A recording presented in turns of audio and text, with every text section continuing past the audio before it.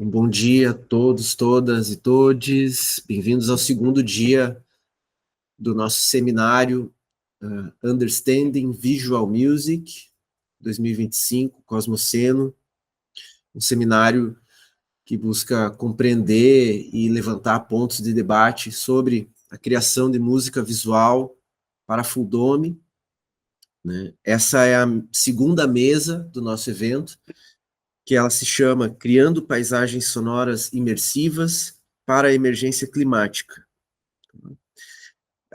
Para essa mesa foram convidados 4 professores e professoras pesquisadores, né, artistas pesquisadores da área da arte sonora, né, que trabalham em universidades públicas brasileiras. Então, a gente vai contar na ordem com o professor Luciano Zanata, professor do Departamento de Música da Universidade Federal do Rio Grande do Sul, em Porto Alegre.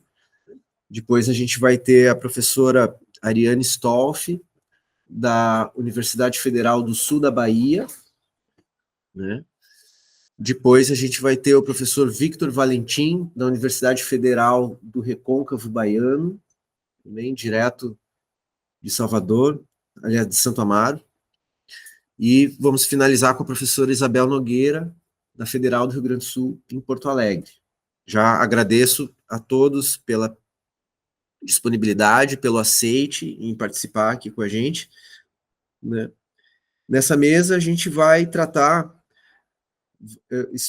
eles vão mostrar, abrir um pouco dos seus processos criativos, né, dos seus processos em projetos de pesquisa, ensino, extensão, que envolvem arte sonora, né, criação de ambientes imersivos, né, tentando fazer um link com a ideia do festival, né, da reflexão sobre a emergência climática, de como que a gente pode traduzir dados ambientais em composições imersivas, né, quais metodologias artísticas e educativas, né, que podem amplificar ou revelar uma conscientização ecológica, uma tomada de consciência, né, ou uma resposta frente à crise ambiental, né.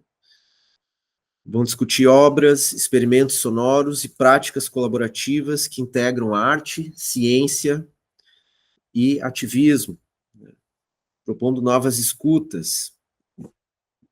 Então, sem mais delongas, passo a palavra para o professor Luciano, para ele fazer sua apresentação. A gente vai ter 4 blocos de apresentação, depois a gente faz uma rodada de debates, podemos até receber perguntas do público, quem quiser fazer alguma pergunta para os professores, fiquem à vontade, tá? Então, professor Luciano, obrigado pela presença.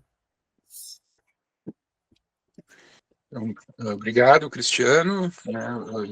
Obrigado aí, pessoal. Saúdo o pessoal da mesa, Ariane, Zé Vitinho, Isabel. Saúdo também quem está presente aí na sala ou acompanhando, né, online também. E começo dizendo que eu aceitei, quando eu fui convidado para a mesa, eu aceitei o convite imediatamente, e eu só fui inteirado do tema da mesa depois, assim. E aí, no primeiro momento, eu tive um certo abalo, pensando assim, puxa, parece um tema bastante focado, e um foco que talvez não seja o foco primeiro e o compromisso, né, um dos compromissos ideológicos do meu trabalho, a questão ambiental, especificamente falando. E aí eu pensei, no primeiro momento, que, olha, talvez não seja, assim, algo que eu tivesse tanto a contribuir. Mas aceitei a provocação de pensar isso nessa perspectiva e fui, aos poucos, vendo que a questão ambiental, né, passa, uma das coisas que ela passa é por entender que a gente, cada pessoa, cada coletividade, cada, sei lá, grupo sociocultural que exista, ele é parte, né, do ambiente, não existe o ambiente como uma coisa separada e externa. Então, mesmo que eu, no primeiro momento, dissesse assim, eu não faço música audiovisual, eu não faço música visual pensando na emergência climática, isso não é uma verdade. Eu estou inserido, né, nesse contexto. E aí fui pensando nas minhas práticas artísticas e docentes, e a partir disso vendo, sim, o que significa, no meu modo de entender, a gente ter essa prática, então, de uma produção audiovisual voltada a pensar as questões ambientais, climáticas, de emergência climática e etc., né? E aí eu pensei em basicamente 2 pontos assim que eu vou tratar um pouco aqui nessa minha fala, 2 pontos que eu trabalho na prática artística e na prática docente que são vinculados a isso, né? O primeiro é uma ideia de tentar fazer que a criação artística ela parta do pressuposto da estruturação de redes que são, especialmente redes locais, né? Então, é um pouco assim, por exemplo, trabalhando no curso de música, eu trabalho principalmente no curso de música popular, na URGS, a gente recebe uma porção de alunos que chegam, muitas vezes, e uma das provocações que eu faço desde a entrada deles no curso, eles chegam com referenciais que muitas vezes são muito distantes, assim, globalmente falando. Então, assim, eles chegam assim, o meu modelo de música, o meu modelo de carreira, o meu modelo de, enfim, é um artista, uma banda que atua em outro lugar, atua em outra parte do mundo, tem outro tipo de acessibilidade em relação assim, à pessoa, né, aquelas pessoas, e muitas vezes eles desconhecem completamente o trabalho das pessoas que atuam no mesmo ambiente, ali na mesma cidade, que atuam, muitas vezes estão ali na mesma sala de aula, ou estão fazendo o mesmo curso, né, que essas pessoas. E a gente passa muito, né, o trabalho docente que eu faço, muito de estabelecer, olha, pensem prioritariamente na relação local de vocês, na relação de rede de vocês. E uma imagem que eu faço é assim, deem prioridade, tenham como referência aqueles artistas que depois da apresentação vocês podem mandar um zap e dizer assim, pô, fui ver teu show, curti, sabe? Vocês vão ter a chance de fazer uma conversa. Porque isso, e aí voltando assim a nossa questão, se a gente adota isso como uma maneira de pensar da prática artística e da nossa atuação em sociedade, a gente está fomentando, na verdade, uma rede de cuidados locais com o lugar onde a gente vive. Né? A gente está pensando na sustentabilidade dos trabalhos, tanto econômica quanto ecológica. A gente está pensando na circularidade do pensamento, a gente está pensando na troca que envolve discutir problemas comuns, questões comuns, e que envolve, enfim, toda a nossa situação local. E, ao mesmo tempo, se a gente passa, a partir dessas redes locais, a estruturar contatos entre redes locais, que têm as mesmas características, é muito evidente que a gente começa a se dar conta mais das questões que nos aproximam nessas realidades do que nos diferenciam. Agora, por exemplo, antes de começar, não sei se já estava aberta para o público ali a conversa, mas estava a Ariane e o Cristiano conversando sobre situações da universidade. Não, lá tal campus tem tal coisa, tem tal vantagem, tal outro, mas tem tal problema. No outro campus tem isso, tem aquilo. E eu estava aqui ouvindo isso e pensando, são as mesmas questões que afetam possivelmente aí o FSM, afetam a URGS aqui, onde eu trabalho, e afetam, a gente sabe, a gente conversa com as pessoas que trabalham em outras universidades, esses problemas são os mesmos.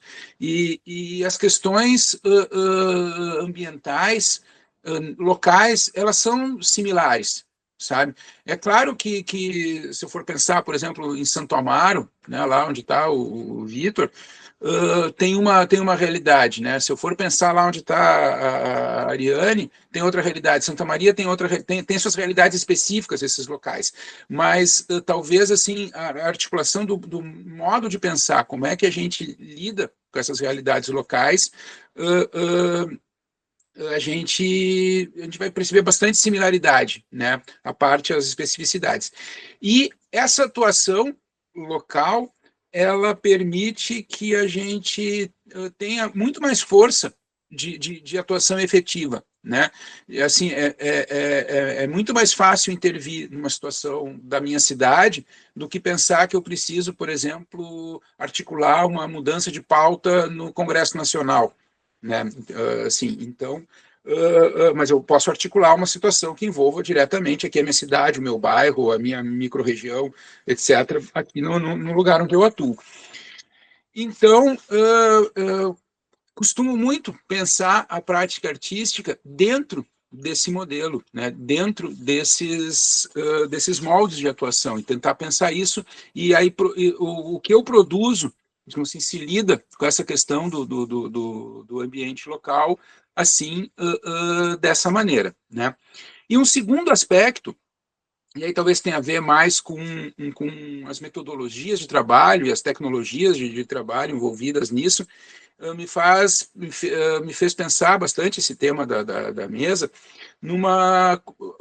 assim, há muitos anos atrás, mais de 20 anos, eu estava estudando algumas coisas lá naquela época da minha vida, e eu trabalhei com alguns conceitos do Maturana, sobre poese, bom, aqueles conceitos clássicos do Maturana. E eu, na época, acabei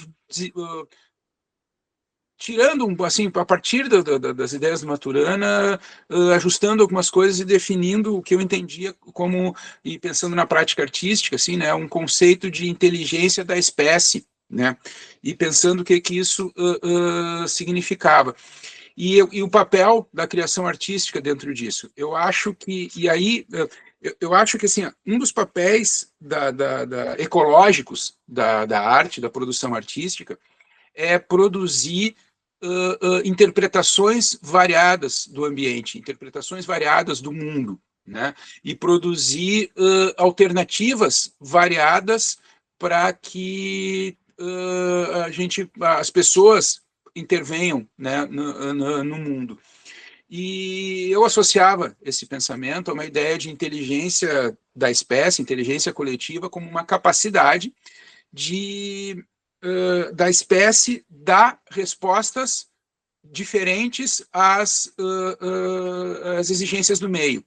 Toda vez que o meio coloca uma exigência na espécie, e nós estamos vivendo a emergência climática, dá sinais claros de que temos aí o meio colocando uma grande exigência de adaptação e transformação sobre a nossa espécie, toda vez que o meio coloca uma exigência dessas, se a espécie sabe dar uma única resposta, e essa não for uma boa resposta, a espécie sucumbe. A espécie não supera aquela exigência e se extingue, né?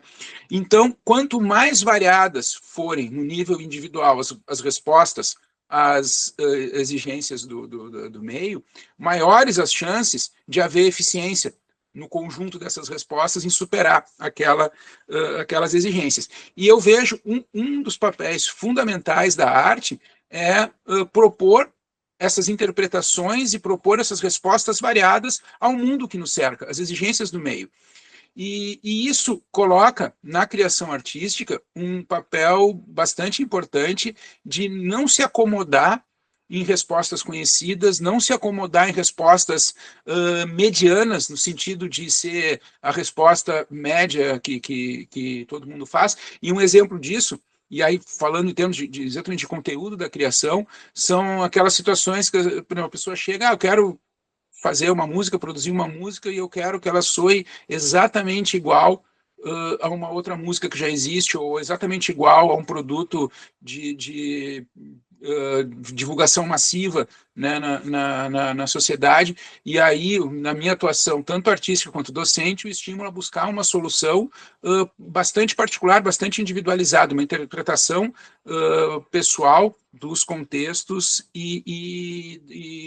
enfim, do fluxo de informações no qual a gente está inserido e circula, né?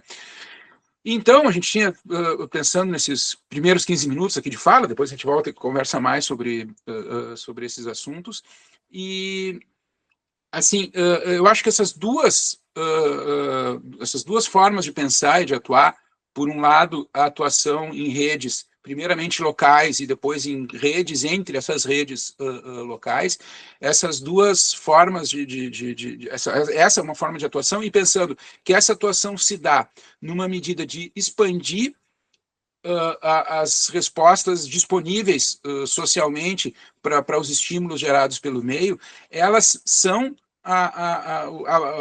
uma base possível para uma atuação artística, né? E aí, colocando aqui no nosso contexto, nesse caso, uma atuação artística que vai produzir visualmente, imersivamente lá em Full Dome, mas propondo essas coisas, são uma base para uma atuação artística que tenha no seu núcleo uma atuação que se revela ecológica também, se revela também como uma proponente de respostas às situações de emergência climática que a gente vive, né, atualmente, né? Então, acho que essa primeira fala, desses primeiros minutos, acho que é isso que eu pensei, assim, como colocação, tá? Mas, assim, não é um pensamento fechado e definitivo, nem é uma afirmação. Eu termino mais com um sentimento, assim, de reticências, né? O que vem depois, quais são as ponderações que eu ouvi aqui das pessoas desse encontro hoje e outras aí que seguem pela vida, né? Então, agradeço mais uma vez aí, Cristiano e ao Cosmoceno pelo convite, e vamos passar para ouvir as outras pessoas aqui, o que tem a contribuir. Obrigado. Obrigado, Luciano, excelente. Tem muitas colocações, mas acho que depois a gente faz uma rodada de conversas aí que tem muitos pontos bem relevantes assim que você levantou. Então, vou passar para a Ariane. Obrigado, Ariane, pelo aceite, pela presença. Obrigada, Figo, pelo convite. Obrigada também pelo resto da mesa que está aí assistindo.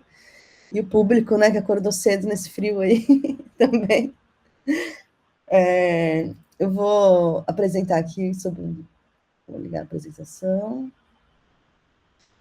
Eu vou falar aqui sobre um projeto que eu estou desenvolvendo aqui na UFSB, que ele não é necessariamente full dome, né?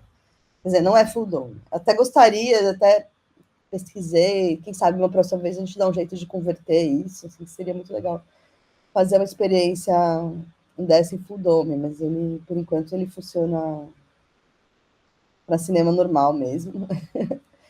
E é um projeto de extensão. Vou começar aqui um pouco contextualizando, né?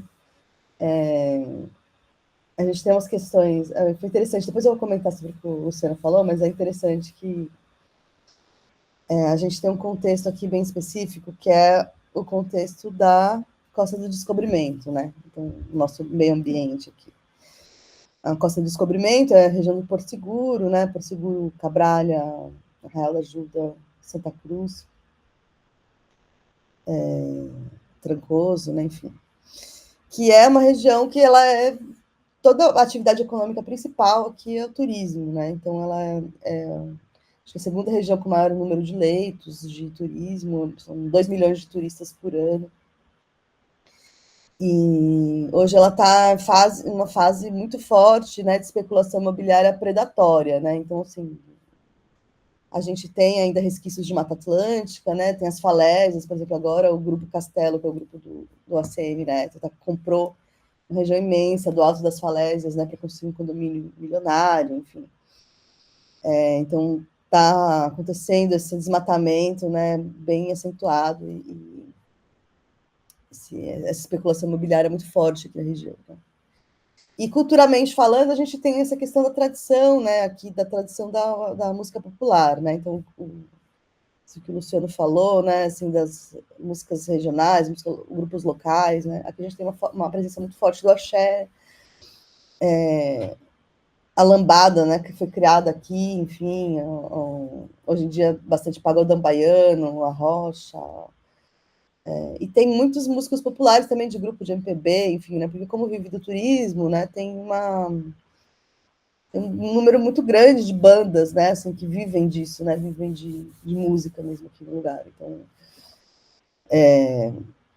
muito mais de covers, né, do que de músicas inéditas, né, apesar de que a gente tem artistas muito bons, alunos muito bons, desenvolvendo e produzindo coisas inéditas, mas é bem forte, né, da questão da música popular. Né? E o nosso projeto, ele é um projeto que busca, na verdade, uma formação de público, né, diferente para música experimental aqui, né? Então a gente trabalha, vocês vão ouvir daqui a pouco, né, vou falar um pouco mais sobre o projeto, mas principal, né, vamos dizer assim, que o objetivo principal do grupo, né, do projeto, é difundir, criar um público para música diferenciada, né, assim, que é a improvisação livre. Vou contextualizar um pouco, né, a universidade, né, então estou aqui na Universidade Federal do Sul da Bahia, que é do grupo das novíssimas, né, federais, que são as últimas universidades que foram criadas no governo Dilma. Ela foi criada em 2013, né, então assim, tem 12 anos de existência, muito pouco tempo. Os professores, né, estão aqui, a maioria estão aqui há 7, 8 anos, né, enfim, que é o tempo que eu entrei. O concurso que eu entrei, acho que foi o maior concurso que teve, foi 120 professores, 7 anos atrás. E ela tem esse projeto pedagógico, né, da UMAR, que é o mesmo que tem a ver com o da UFBA, tem a ver com o da UFRB, enfim, tem a ver com o da Federal de São Bernardo, né, que tem esse caráter interdisciplinar e aqueles sistemas que são primeiro e segundo ciclo, né, então tem o BI, que é o bacharelado interdisciplinar, depois tem os cursos de segundo ciclo, que é onde dá as especializações, né. A minha atuação principal é no SIM, que é esse som, é um curso chamado Som, Imagem e Movimento, que é um curso que reúne 3 habilitações, né, então você pode entrar no SIM, você pode se formar em artes visuais, você pode se formar em audiovisual, ou em criação sonora, dependendo dos componentes que você cursar. E você também, se você não escolher nenhum dos 3, você cursa matérias nos 3 campos e se forma com um diploma genérico em som, imagem e movimento. Né? Então, a gente tem nessa característica interdisciplinar de trabalhar com audiovisual, trabalhar com som, artes visuais. Eu sou arquiteta, eu tenho uma formação em mestrado em design, doutorado em música, né? Então eu tenho uma atuação interdisciplinar há bastante tempo já. E trabalho principalmente com imagem e com som, né? E agora também estou trabalhando com a parte de audiovisual. Então, está entrando em todos esses campos. Eu vou tentar não falar muito para a gente conseguir ouvir depois o projeto. Tá?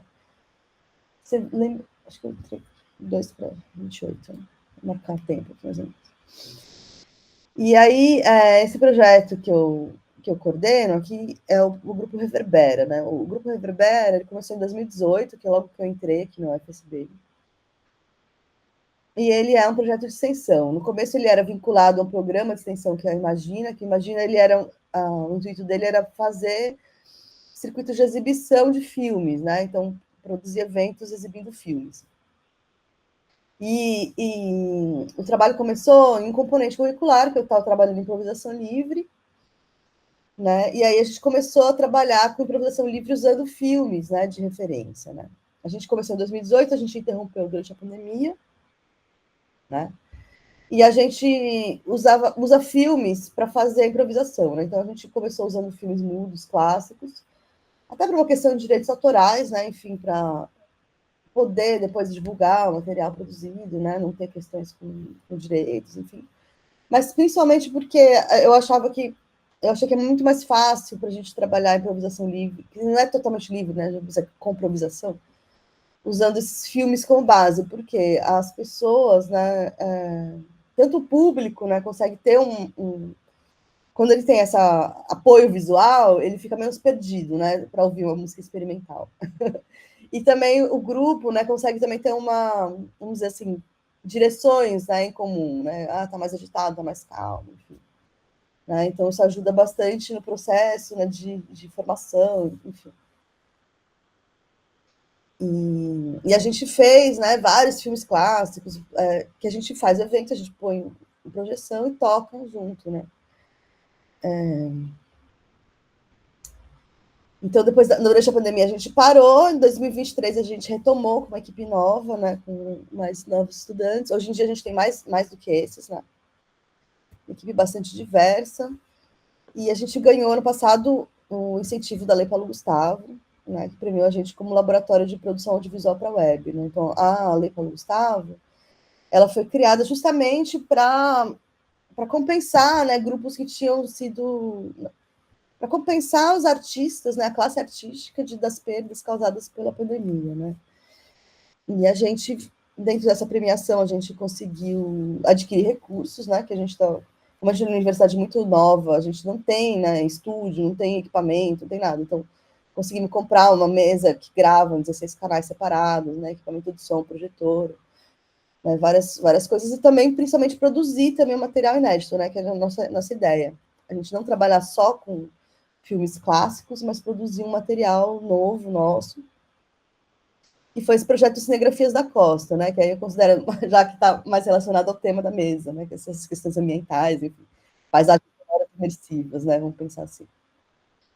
Então, esse projeto, que ele consiste, né? Assim, eu chamei 4 cineastas, cada um deles fez um conjunto de vídeos de 15 segundos, né? Então, a gente tem mais ou menos uns 200 vídeos de 15 segundos, que são vídeos silenciosos e temas livres, né? Então, eu deixei bem aberto para eles, mas a ideia era pegar paisagens daqui, né? Não pegar, por exemplo, né? Assim, eu tive algumas instruções, né? Então, não vamos tratar de tema religioso, porque a gente não sabe a ordem que esses vídeos vão ser passados, né? Não vamos pegar rosto de ninguém, né? Porque são os direitos de uso de imagem. E todas as imagens, elas têm que ter algum tipo de movimento, né? E aí, isso foi legal porque reuniu olhares, né, críticos sobre o ambiente, né, também. Então, de pegar... Tem coisas bonitas, imagens, paisagens, aquela paisagem clichê e tal, mas ela também tem, né, questões mais críticas, né, em relação ao lixo, ou destruição ambiental, construção, enfim, tem várias questões. Ou o próprio ambiente, né, o movimento das pessoas, cotidiano, trânsito, né. Então, esses filmes, eles são passados cada vez de uma forma aleatória, né? Então, a gente criou um sistema online, que é um site, que a gente vai lá e digita, quantos filmes eu quero assistir? Quero assistir 40 filmes, quero assistir 20 filmes, né? Ele liga e vai passando playlist pra gente, que a gente usa durante os ensaios. Para as apresentações, a gente monta mesmo, a gente gera aleatoriamente a lista e monta os filmes para ter uma resolução maior e não correr risco de falha, né, na internet, porque sempre, nesses que a gente ensaia, a gente sempre dá uma falhinha ou outra, né, porque às vezes cai a internet, demora um pouco mais para carregar o vídeo. Né, mas né, os filmes foram feitos por 4 cineastas, né, que são 3 deles são estudantes da UFSB, uma cineasta independente aqui da região, que é a Júlia, o Davidson, a Gabriele, o Eric e a Júlia. E eles não têm atores, a não ser os dançarinos, que são a Mila Mogui e o Robson Vieira, e a Gabriele também, que dança em algumas cenas dos filmes, né? A gente não sabe nunca quais filmes vão aparecer, mas, por exemplo, os filmes da Mila e do Robson, eles têm são em bastante número, então eles sempre acabam aparecendo nessa ordem aleatória, eles sempre acabam aparecendo. Né? E essas imagens são isso, né? Então, a gente tem imagens mais clichês, tem de paisagem, tem de dança, e tem imagens também que vão, né, refletir sobre a questão da paisagem, né, das mudanças, enfim, imagens mais críticas, né? A gente até agora já apresentou 6 vezes isso. 4 delas já estão no YouTube. A gente grava, né? Todas as apresentações a gente grava em 16 canais, depois a gente edita e coloca junto, né, o vídeo com a trilha sonora e coloca no nosso canal do YouTube. Né? Inclusive, uma delas também já está com a audiodescrição, porque a gente fez a audiodescrição de todos os vídeos já salvos, né? Então a gente tem já para montar quando a gente prepara uma edição. a montagem. Eu não consegui preparar as audiodescrições de todas as cinegrafias, mas um deles já tem, né? Eu vou falar aqui, deixar aqui para vocês a dica, né, de vocês entrarem no nosso canal do YouTube, ajudar a divulgar também, se possível. A gente lançou agora, mês passado, né, o final do projeto, né, agora é o final do projeto do Paulo Gustavo. Então, a gente tem lá 12 filmes clássicos com trilha sonora ao vivo, feita pelo grupo. 9 filmes clássicos com trilha sonora ao vivo e audiodescrição, né? E as legendas descritivas do som também, que foi a coisa mais difícil fazer, descrever o som experimental, né? Para uma pessoa que não ouve, né? Bem desafiador, assim. E a gente tem essa versão, 4 versões de cinegrafias, que eu vou mostrar um pedacinho aqui para vocês. Não sei quantos minutos que eu tenho ainda, acho que uns 4 minutos, é isso, Figo? Isso. E aí a gente vai ver, eu vou querer mostrar um trecho, né? Porque acho que mais interessante do que eu ficar falando é vocês terem ideia de como que é o projeto, mais ou menos, né? É óbvio que ao vivo é muito mais interessante, porque o som, né, produzido ao vivo é muito mais imersivo, né? Mas acho bem interessante, assim, né?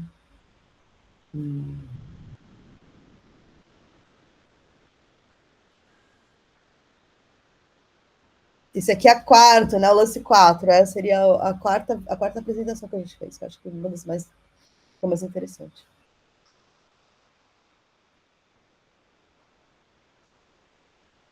Você me avisa quando o tempo bater o tempo aí. Porque tem 10 minutos o vídeo, mas a gente não vai ver inteiro, não, tá? Tá tranquilo, mas eu acho que 10 minutos seria muito. Não, seria metade do vídeo. Aí você me avisa quando bater o tempo, a gente... Tá legal. Eu vou olhando aqui, quando der 5 minutos eu paro.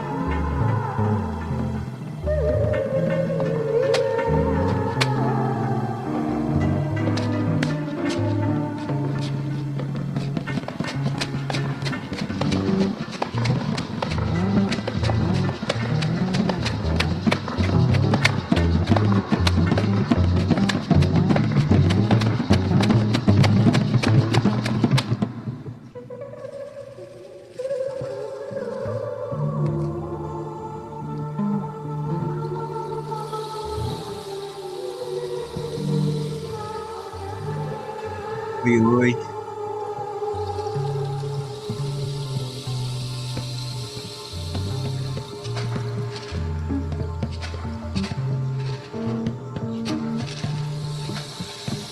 Acho que Ariane. Vou deixar, eu vou pausar por aqui e vou convidar vocês para acompanhar o trabalho do Vitor no canal do YouTube, no Instagram. E é isso. Aí, acho que depois de qualquer discussão, pode continuar depois, né? Muito legal. Parabéns pelo trabalho, excelente. Obrigada pela audiência e pelo convite. Muito, muito legal. Muito obrigado. Aí daqui a pouco a gente faz uma rodada de... Tá, eu tô por aqui. Tem várias questões que eu quero saber também mais do seu trabalho. Legal, obrigada. Então, dando continuidade na nossa mesa, gostaria de passar a palavra para o professor Victor Valentim, professor da Federal do Recôncavo. Bem-vindo, professor. Bem-vindo, Victor. Olá, pessoal. Estão me ouvindo? Estamos te ouvindo bem. Ah, sim. Eu ia conferir o volume do microfone. Bom dia, pessoal do UVM 2025 Cosmoceno, na Universidade Federal de Santa Maria. Agradeço o convite do querido professor Cristiano Figueiró e aos colegas da mesa, professor Isabel, professor Luciano, professor Ariane. Eu vim falar hoje com vocês, né, um pouco sobre questões que têm a ver com a técnica do full dome em si, né? E depois a gente pode pensar numa aplicação disso para o tema central da nossa mesa, que é com relação às mudanças, às emergências climáticas também, porque eu acredito que as questões técnicas específicas do full dome, elas acabam tendo eco também nessa questão ambiental, com certeza, não só pensando a poética, né, mas também pensando a maneira como que o cinema full dome ele se desenrola a questão, principalmente a questão logística do som, né, para esse formato, que tem essas relações. Preparei uma apresentação breve, assim, um dos tópicos que eu tenho trabalhado agora no final da minha tese, com relação à parte sonora. Deixa eu ver se eu consigo apresentar ela aqui rapidinho e colocar. É porque tem que compartilhar a tela aí. Deixa eu ver. Só um segundinho. Vamos ver. Ah, tá aqui. Compartilhar. Primeiro eu preciso compartilhar a tela toda, né? Se você quiser compartilhar o som, você compartilha só a guia. Ah, só a guia, né? Deixa eu ver aqui. O som vem... Ah, tá. Aqui vai. Aí, vamos ver se abriu. Aí, abriu. Acho que agora eu tenho que apertar aqui para ir para a tela toda. Sim. Eu vou falar um pouco sobre as arquiteturas sonoras do full dome, abordando a questão da ambissonia como sintaxe esférica para o full dome, né? Que é essa questão de explorar o som em ambientes imersivos e as limitações dos sistemas sonoros tradicionais para o full dome. Então, eu começo falando a questão, né, de analisar como esses sistemas surround tradicionais, que se baseiam numa lógica plana, retangular, eles falham a se adaptar a dinâmicas imersivas das cúpulas full dome. Aí a proposta central aqui é abordar a ambissonia, que ela se apresenta como uma linguagem sonora ideal para explorar e maximizar a experiência espacial neste ambiente singular que é o planetário. E temos aí a questão com relação às limitações específicas dos modelos baseados em canais, né? Por essas questões aqui. A primeira delas é a lógica plana retangular, né? Que o sistema surround padrão que a gente costuma ter disponível nos planetários quando vamos apresentar nossas obras ou as nossas performances, geralmente eles são baseados em sistemas 5.1, 7.1, e eles são baseados numa lógica planar retangular, que ela não se adapta adequadamente à geometria imersiva das cúpulas dos planetários. E essa abordagem ela resulta em algumas limitações da experiência sonora, principalmente no quesito da imersão, onde a percepção espacial ela fica comprometida nesse aspecto, até porque é uma herança do uso do sistema surround, é uma herança do padrão do cinema tradicional, que acabou sendo incorporada também no Full Dome, por diversas questões que mais na frente eu vou falar. Aí tem essa questão também da distribuição fixa de canais, que essa distribuição fixa, ela em um ambiente esférico, ela não cria um campo sonoro contínuo, mas ela intensifica as interferências e os conflitos sonoros, resultando em zonas mortas e cancelamentos de fase. Isso compromete a experiência auditiva imersiva que se espera de um sistema de som em domo. E tem o outro problema que tem é a questão da falta da continuidade angular, que a ausência da continuidade angular é uma das principais falhas dos sistemas surround convencionais, pois ela impede a criação de uma experiência sonora fluida e coerente. Aí a espacialização em cúpulas ela requer uma abordagem que respeite a geometria do espaço, algo que o modelo baseado em canais ele não consegue proporcionar para o padrão das cúpulas, né, do cinema full dome. Aí tem a questão da ambisonia como uma gramática nativa para o padrão arquitetônico das cúpulas. Aí tem a questão da codificação do sistema harmônico, né? Porque a ambisonia ela utiliza harmônicos esféricos para criar uma experiência sonora imersiva e tridimensional, adaptando-se às geometrias da cúpula dos domos, né? Aí tem essa questão de uma mudança de paradigmas, porque essa mudança de paradigmas ela leva uma reflexão sobre a quantidade de detalhes angulares desejados para a composição sonora, similar à evolução da tecnologia da imagem. Aí tem até uma pequena analogia, que seria pensar, com relação à questão visual, que seria pensar essa transição do que seria o standard para o 4K, que ela exemplifica a necessidade de maior definição e clareza, que ela é fundamental para entender a ambisonia dentro do sistema do Full Dome.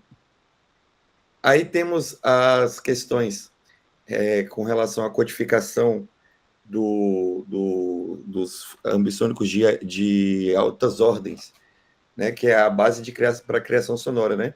Então, a codificação usando o formato B dos ambissônicos de altas ordens, eles possibilitam a criação sonora que pode ser adaptada a diferentes ambientes de reprodução. Essa abordagem ela garante que a experiência sonora se mantenha consistente, independente das especificidades de cada domo.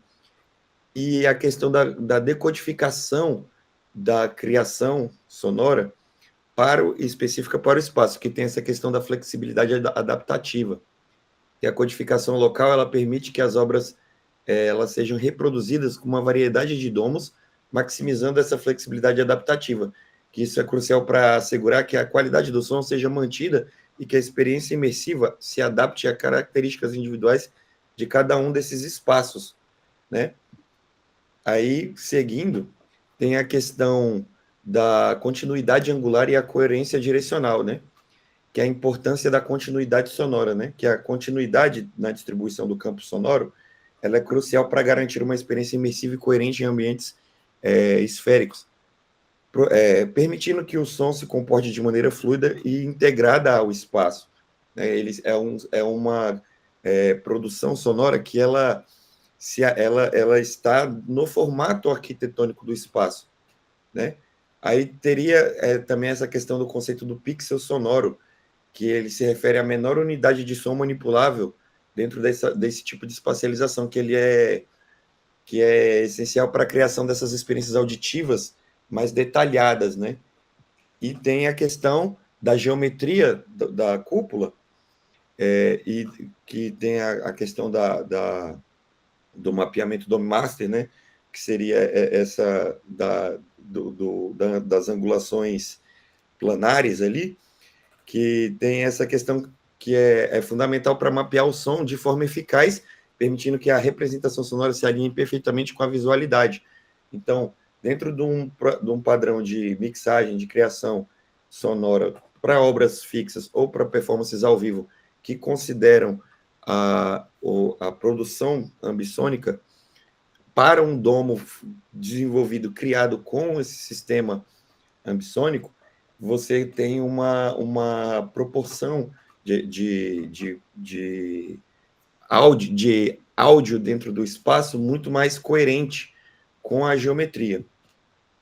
Aí tem as composições para o futuro, a flexibilidade e a economia na criação, que uma produção sonora futura, ela pode priorizar essa flexibilidade na criação e na economia, porque a aplicabilidade de você fazer essa gravação ou essa produção de áudio para full dome num formato pensando no campo, em vez de pensar nos canais, você consegue fazer com que a sua obra, assim como quando os planetários eles começam a ter essa construção própria com a espacialização ambissônica, faz com que você crie uma obra única que ela pode ser replicada nesses outros espaços, que é um grande problema na área do full dome, como que a gente consegue fazer um trabalho que musical, de música visual, ou um trabalho de experimentação sonora,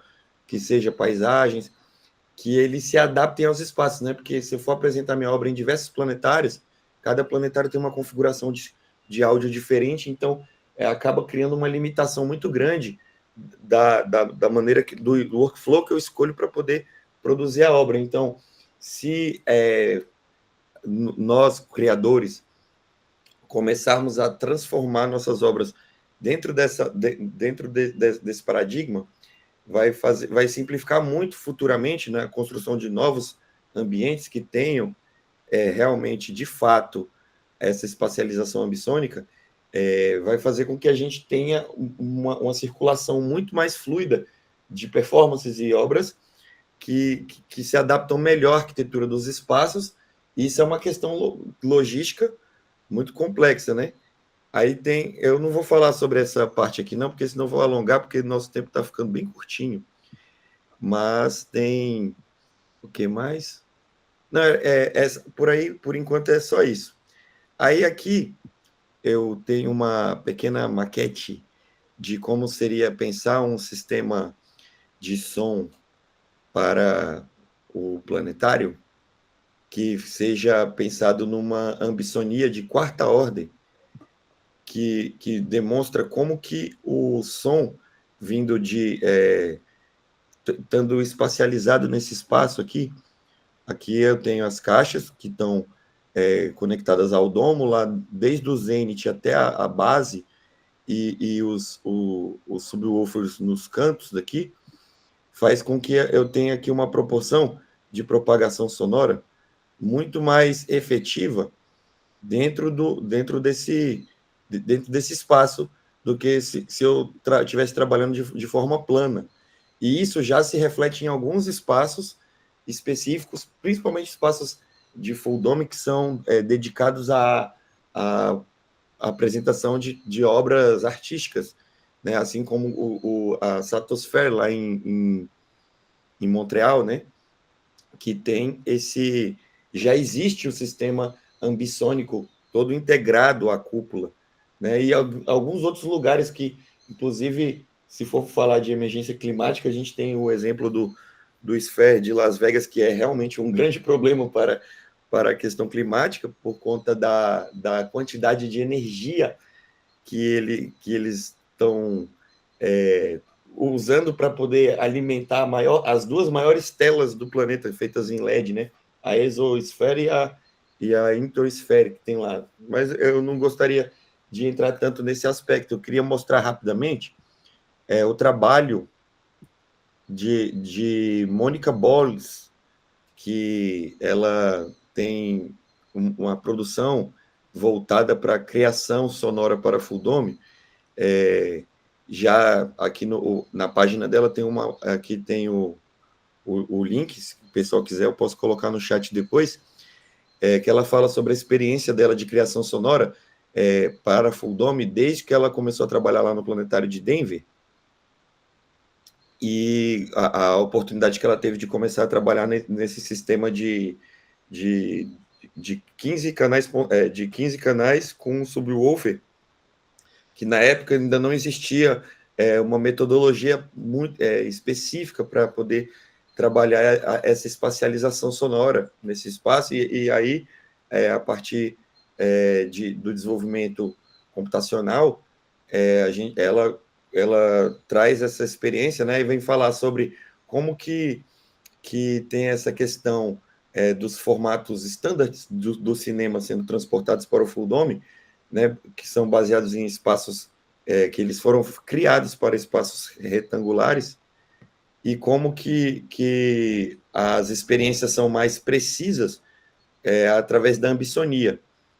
E tem o trabalho também, eu tenho 1 minuto ainda, deixa eu colocar aqui para vocês, o trabalho do Vicente Rausser e da dupla Dave Gabi, quando eles fazem a performance ao vivo chamada-se Criaturas, para o Live Dome, que eles fizeram lá no SAT, no Canadá, né, lá na Satosphere, que mostra o fluxo de criação sonora e imagética distribuída, e as metodologias que eles usaram para poder trabalhar a espacialização sonora. Aqui tem toda a parte da criação visual, né, usando Taut Design, mas ele tem um exemplo muito interessante de como que funciona a sincronização da imagem com o som ambissônico no espaço.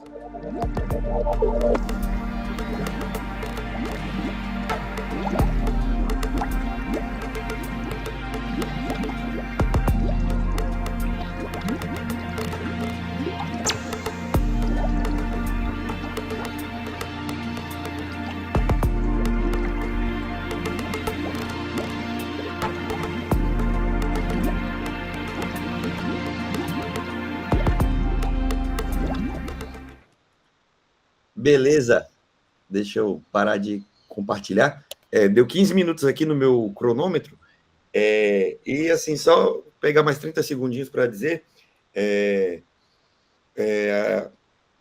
quem quiser conversar, falar sobre essas questões aplicadas ao Full Dome, pode entrar em contato comigo lá no meu Instagram, Zivitin, ou pode mandar um e-mail para mim no zivito@ufrb.edu.br.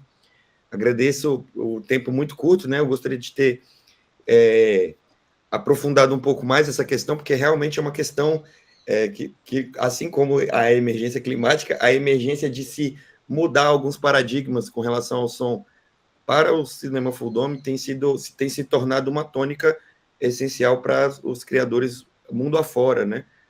Eu mesmo estou participando de alguns debates na área, e se reclama muito dessa falta de uma padronização específica para a criação sonora para Full Dome. Já há algum tempo que a gente tem essa dificuldade, até por conta que os espaços não... a maioria dos espaços tem uma construção que não tem essa questão da ambisonia integrada ao espaço, e aí, como nós podemos reivindicar, quando novos espaços são desenvolvidos, que se tenha esse cuidado com o som, assim como existe esse cuidado com a imagem. Como a gente desenvolve tecnologias de visualização mais avançadas nesse sentido, né, de trazer a imersão visual para um patamar mais elevado, e como que nós podemos fazer com que o som acompanhe essa noção para aproveitar melhor esse espaço do Full Dome. Agradeço, muito obrigado, professor Cristiano, colegas. Vou dar espaço agora para a nossa amiga Isabel falar também. Um abraço a todos, já voltamos aqui para discutir. Obrigado, Victor, excelente, excelente, muito, muito obrigado. Vários pontos importantíssimos para o nosso debate você trouxe. e eu acho que depois a gente vai ter uma rodada com algumas perguntas aqui, para a gente colocar na mesa, levantar mais um pouco esses tópicos. Então, muito obrigado, cara. Então, vou passar a palavra para a professora Isabel. Isabel, obrigado pelo aceite. E... Olá. Olá, bom dia. Muito obrigada, Cristiano. Saúdo também todos os colegas da mesa e as pessoas que estão nos assistindo aí online e ao vivo. Eu vou falar um pouco, então, da questão dos processos criativos, que o Cristiano tinha comentado no começo. Eu sou, então, professora atualmente na Universidade Federal do Rio Grande do Sul, em Porto Alegre, desde 2013, mas durante 15 anos fui professora na Universidade Federal de Pelotas.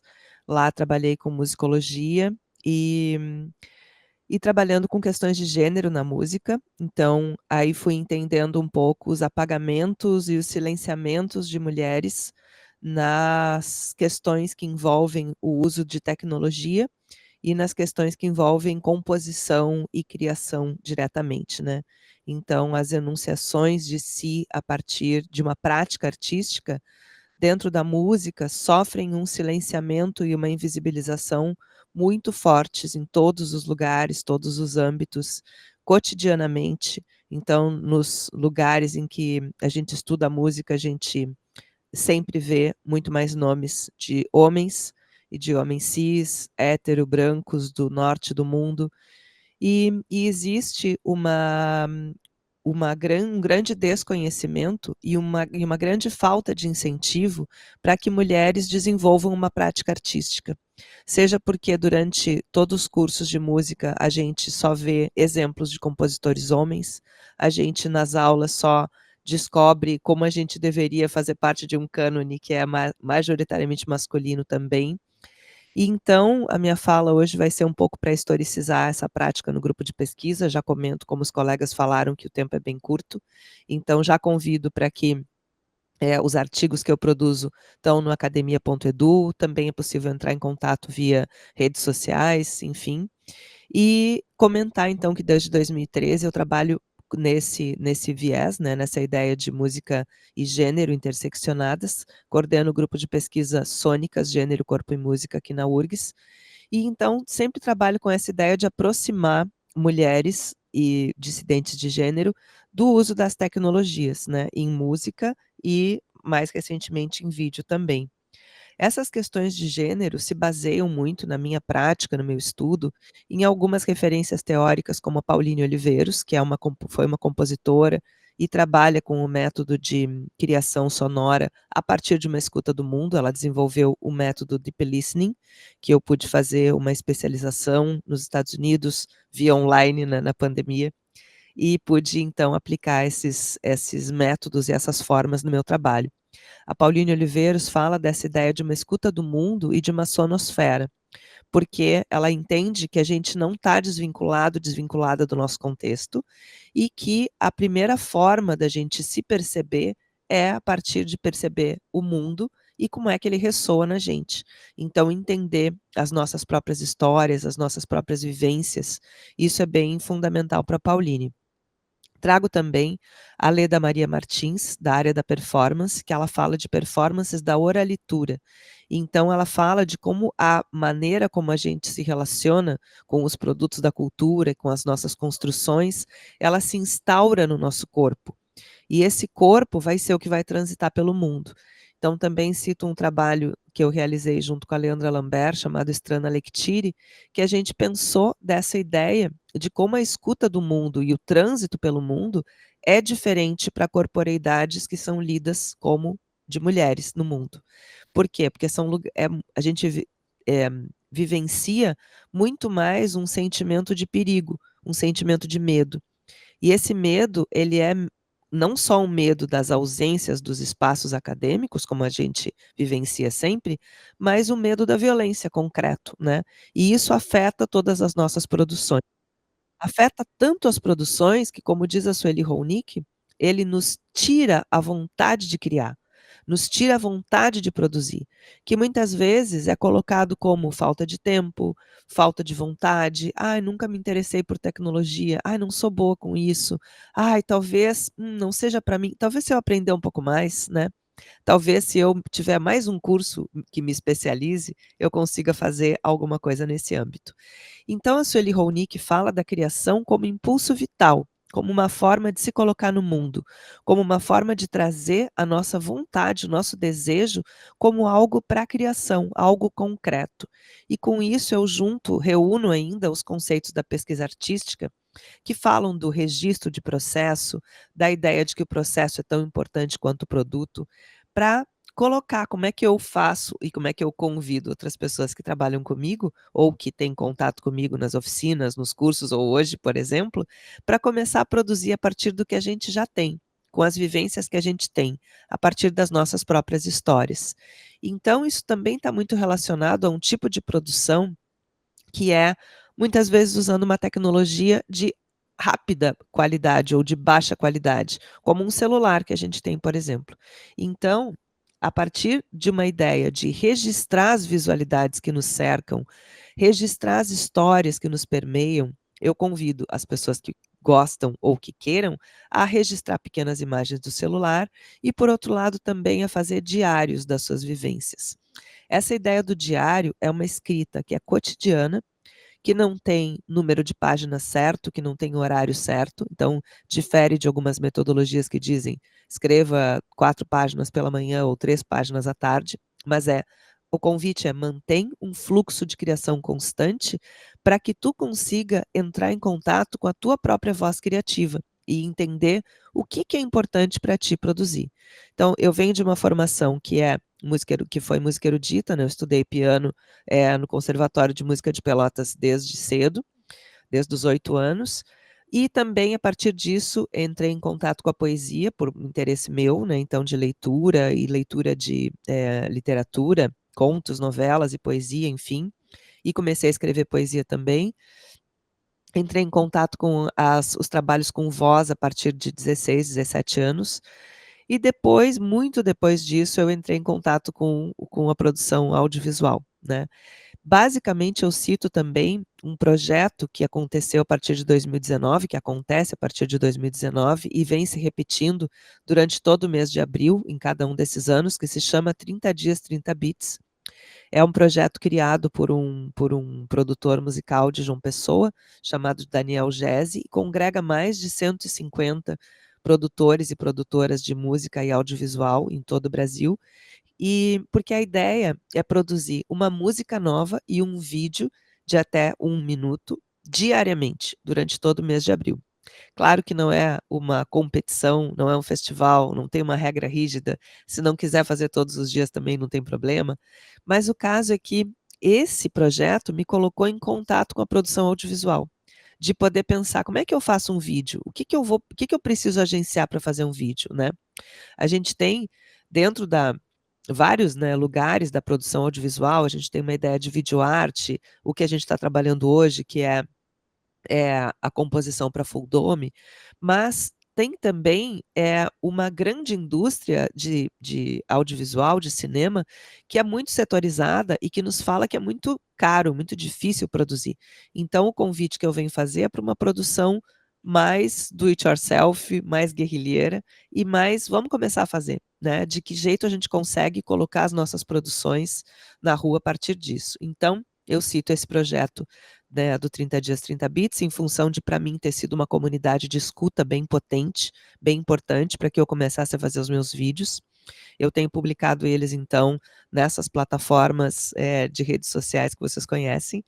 E, muito recentemente, veio, então, o convite do Cristiano para lidar com essa produção em um formato full dome.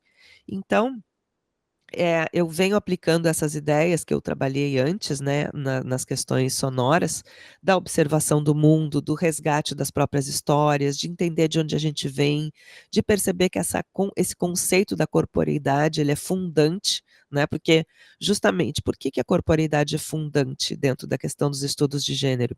Porque o grande elemento da invisibilização de mulheres nas histórias das músicas é a ideia ou o conceito de que música é uma linguagem neutra, que não importa por quem foi feita, que ela é uma linguagem que fala para todo mundo e, portanto, é universal.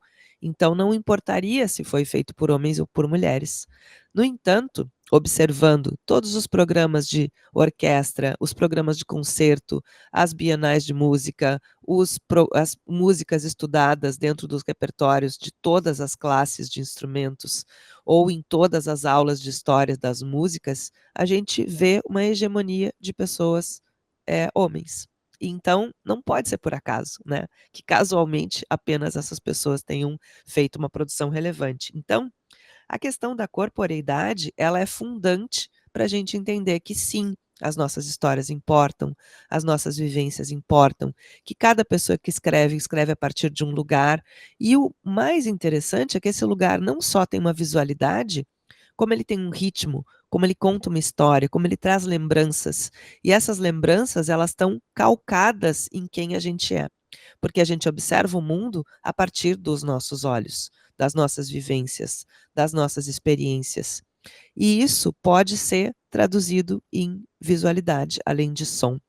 Então, a minha experiência com vídeo começa a partir daí, muito recente, né, em 2019, mas ela também vem de uma experiência anterior e bastante praticada, que é a fotografia.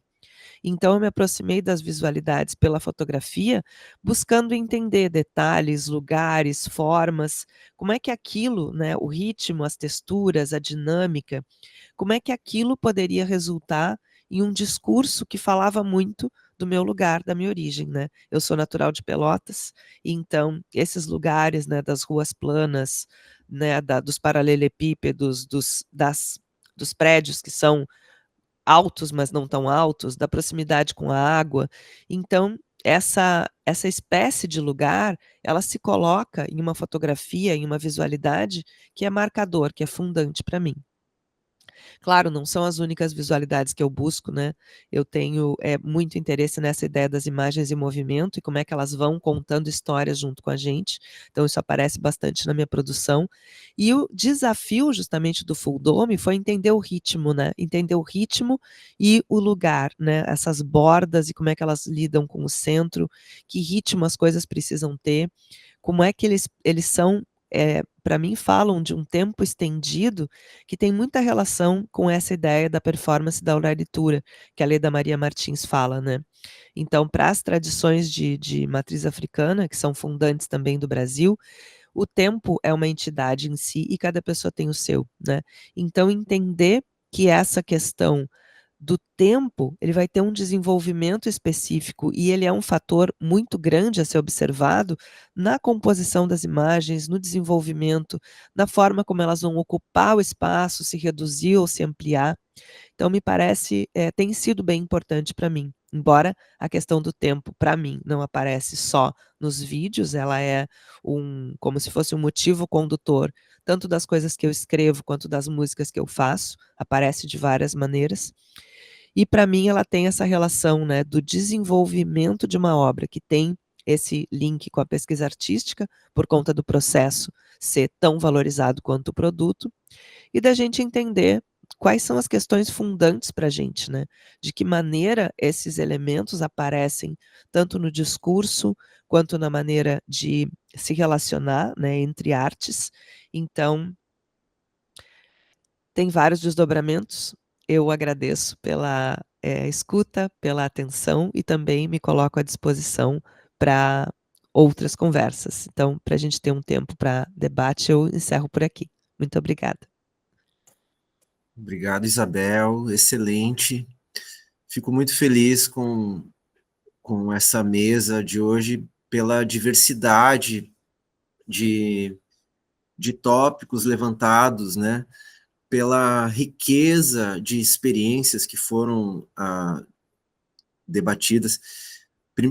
Queria pedir para o pessoal da mesa para, se conseguir, abrir a câmera para a gente fazer essa última rodada. Eu acho que, por mais que a gente possa debater tópicos específicos de cada apresentação, eu acho que a gente está tecendo aqui também uma rede, né? A gente está tecendo uma rede. Esse encontro, ele também serve para a solidificação dessa rede, né? Eu não tenho certeza se todos vocês já se conheciam, e eu acho que essa conexão desses pontos, da Ariane, que está no sul da Bahia, do Victor, que está no Recôncavo Baiano, e do Luciano e da Isabel, que estão em Porto Alegre, com o pessoal daqui de Santa Maria, a gente está solidificando essa colaboração, essa cooperação entre esses diversos pontos, né? E tendo a música visual e essas experiências com o Full Dome como elemento que une essa conexão, né? E faz essa liga entre esses diversos pontos, né? E fico muito feliz pelas exposições, pelas apresentações de vocês. Eu acho que a Isabel e o Luciano têm pontos em comum nas falas, que é o fortalecimento das redes locais, da cooperação entre pontos e coletivos, entre artistas, né?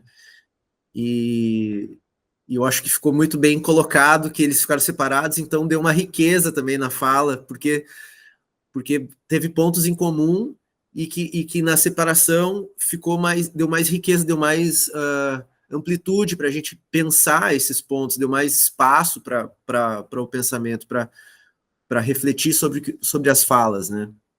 E a Ariane, com o grupo Reverbera, com esse projeto incrível, resultados fantásticos. A improvisação livre como metodologia, né, é um desafio, né, e os resultados que eles estão alcançando lá são excelentes, como a gente viu aqui no vídeo, super bem produzido, musicalmente, visualmente, super bem solidificado, bem concreto, né, o resultado, assim. Normalmente, a improvisação livre na música sempre é um aspecto que traz uma fragilidade, um risco, né, um desafio muito grande, e parece que está tão bem construído, né, dá para ver que tem muito ensaio, tem muito um processo bastante intenso ali na produção, e o Victor trazendo toda essa discussão da mudança de paradigma, né, do som, de partir para o ambissônico como metodologia, como pensamento fundante, como pensamento primeiro, né, pensar, porque a gente tem uma metodologia de pensar o áudio muito baseado em canais, né, então tem quantos canais e tal, né, não esse pensamento de espacialização tridimensional, como é o pensamento, a lógica da ambissonia, né? Muito interessante.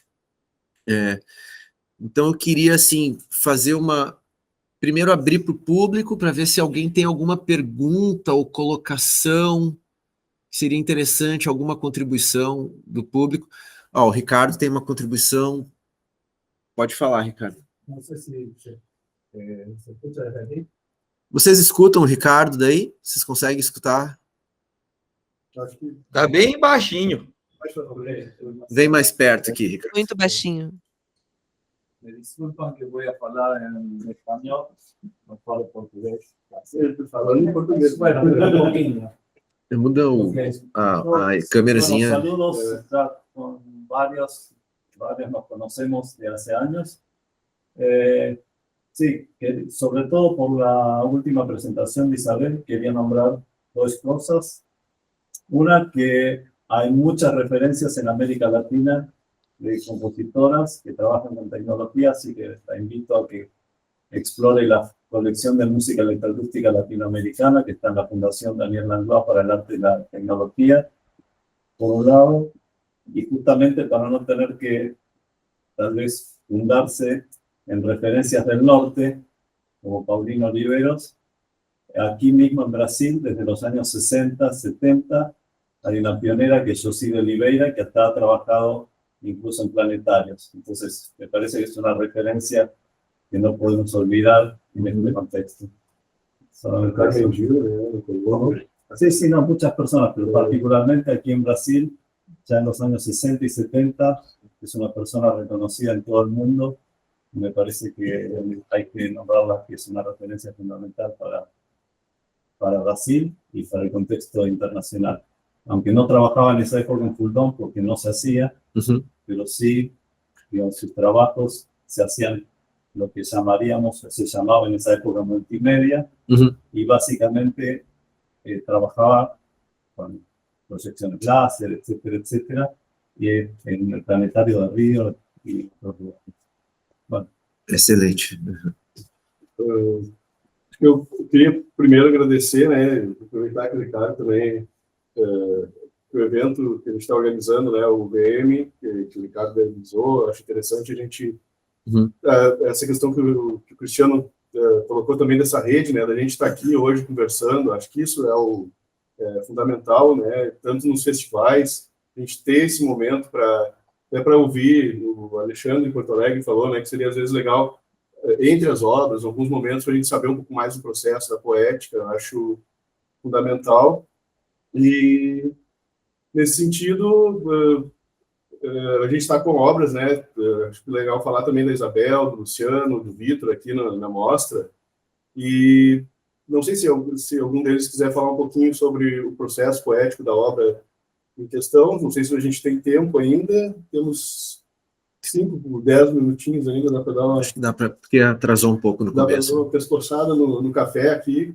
E se alguém quiser comentar um pouquinho sobre o processo, o Vitor, acho que a obra é Demarcar e Resistir, a Bel, Cyber Ancestralidade, né, o Luciano, 23, então eu deixo essa... Só para... Acho que vocês não sabem, mas esse é o Matheus, gente. Não. Esse é o famoso Matheus. Eu reconheci a voz.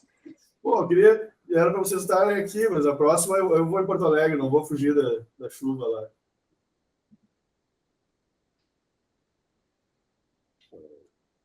Fique à vontade aí, para se quiserem comentar. Não sei se querem falar um pouquinho do processo poético das obras também, né? Seria legal, eu acho, assim, se puderem, nem que seja falar o contexto. A obra do Vitor é muito forte, né? Tanto que eu botei uma pressãozinha no Figo. Cara, vamos botar essa obra é muito... A gente viu, o Vitor acho que mandou em 2018 para cá, para o Efêmera, e ela é muito legal, ela é muito forte, eu acho que seria a palavra, né?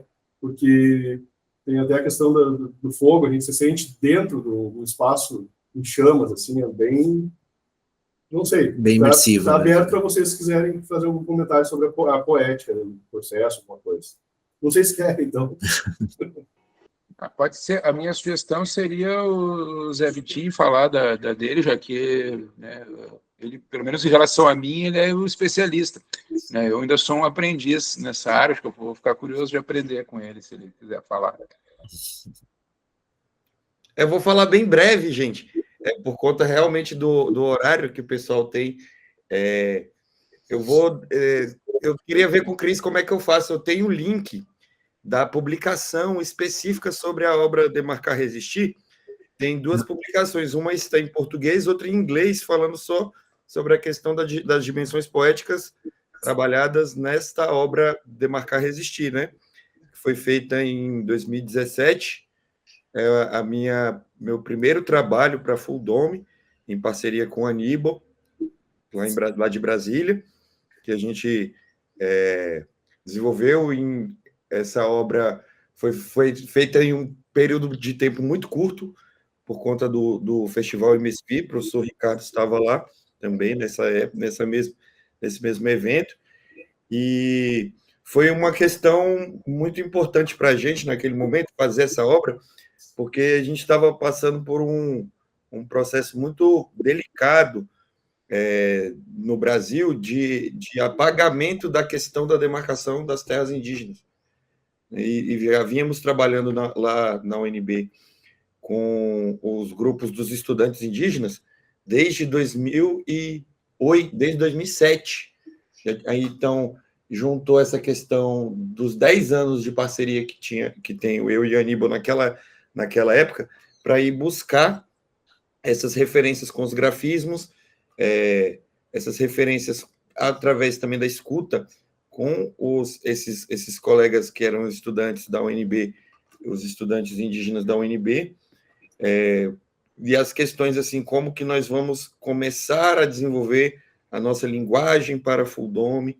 Então, eu vou recomendar a quem tiver mais interesse em conhecer sobre a poética dessa obra, a ver as publicações. Uma está no livro do pessoal do Hiperorgânicos, e a outra está publicada no como chama?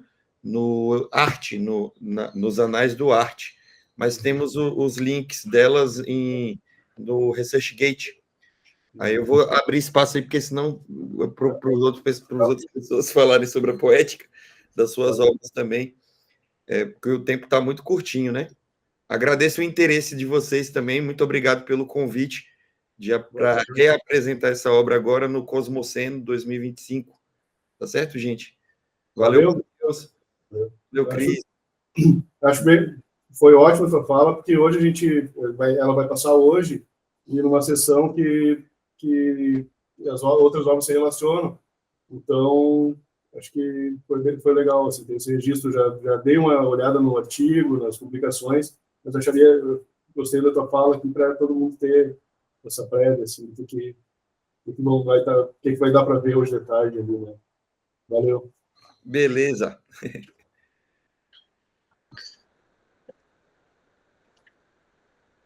Mais alguma pergunta do público? Aqui, Heloísa. Acho que dá. Oi, Isabel. Com você. Eu gostei bastante da tua fala. Ela tem uma reverberação grande nas coisas que eu venho falando, venho pensando. E eu queria te contar que eu venho trabalhando com meios imersivos e percebo que não existe quase mulheres nesse campo, mas tem mulheres também que estão fazendo cinema e também em posições importantes dentro do cinema brasileiro atualmente, né? E a gente vem ganhando esse campo, por isso a importância de se falar, né? É muito importante essa tua fala e continuar falando. Nós estamos programando, nós estamos programando um evento para a fundagem de meios imersivos para mulheres que trabalham com meios imersivos, para o ano que vem. Não sei nem se eu poderia falar o nome. Acho melhor não falar ainda, deixar como uma surpresa, mas fiquei com vontade de te contar essa. Já está adiantado lá a exposição, os tratativos da exposição. Ai, que bom. Posso te contar? Sim, claro, seria um prazer enorme. Ai, que bom, fico feliz de saber, porque assim, a gente tem, obviamente, muitos nomes de criadoras, né, como o professor Ricardo também citou, né, a Jocy, mas o que acontece é que muitas vezes, durante a nossa formação, esses nomes não são citados, esses nomes não aparecem. E quando, muitas vezes, mulheres são convidadas a trabalhar sobre gênero, são convidadas a trabalhar estudando o trabalho de outras mulheres, e não o seu próprio, né? Então, colocar o seu trabalho e dizer como é que eu vou fazer isso, como é que eu me coloco, de que jeito eu entendo, porque é um ciclo de silenciamento, que ele não se interrompe para a gente referir outras mulheres só, mas ele se interrompe quando a gente faz, né? Quando a gente coloca a nossa voz. Então, e muitas vezes esse encontro que tu está falando é um dos meios mais preciosos que tem para a gente poder entender que as coisas que acontecem com umas não são individuais, elas são sistêmicas. E sistêmicas são de como é que tu quer trabalhar, como é que tu gostaria, como é que flui para ti, como é que é interessante, né? Então, o sistema, ele sempre vai nos trazendo uma forma, um jeito de trabalhar que só pode ser daquele jeito, né? Como uma formatação, uma forma, um elemento pré-concebido tem que ser dessa forma. Então, quando a gente faz um encontro, por exemplo, e se reúne e observa diversas poéticas, isso é muito potente. Então, parabéns. Fico feliz de saber.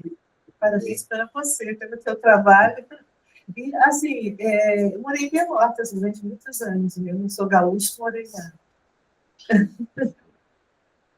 Atualmente eu moro no Rio. E trabalho em São Paulo. E está em Santa Maria. E está em Santa Maria. Estamos aqui Santa Maria. No evento. falando com a galera. Localizando, geolocalizando tudo, né? Muito bom, Luiz. Aí você estiver aqui para as Pelotas. Gente, então estamos nos encaminhando para o encerramento.